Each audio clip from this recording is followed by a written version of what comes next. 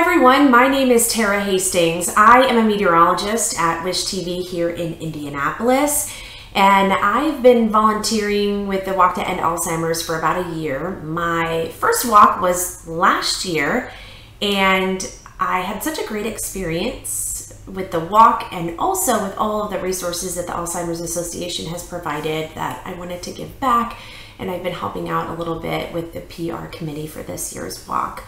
I wear many hats and I have a couple of new titles. I'm a Mrs. I'm a newlywed. I just got married earlier this August, and I am a proud stepmom to this wonderful 8-year-old little girl. She loves her puppies, and she also loves IU. Huge IU fan. I am also a caregiver to my father, who is going to be 65 next month. He was diagnosed with early onset Alzheimer's a little bit earlier, a few years ago. And I'm an only child, and he is divorced, so the caregiving responsibilities fell on me.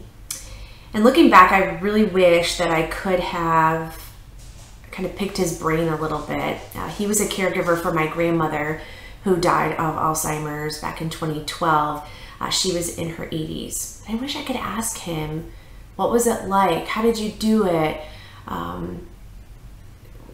What kind of steps did you take? How did you figure out to go with this or that?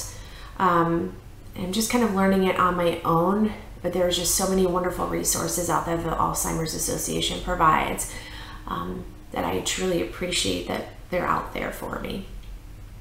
I do remember one of the first visits that we went to with my dad for a doctor's office visit. We were going through a cognitive test, trying to figure out what was wrong. And he had to fill out this questionnaire.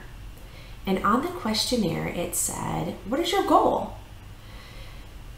And my dad wrote down to walk my daughter down the aisle.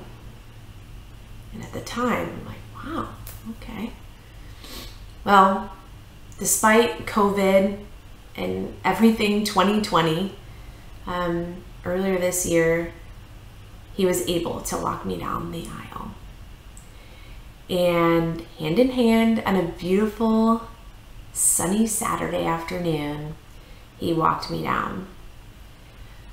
I'm not 100% sure that he was fully aware of what was happening on that day, but I think there were a few moments of clarity for him, and I will never forget, he sang all of the words to the song I chose for our father-daughter dance. And that is something that I will really, really, really cherish.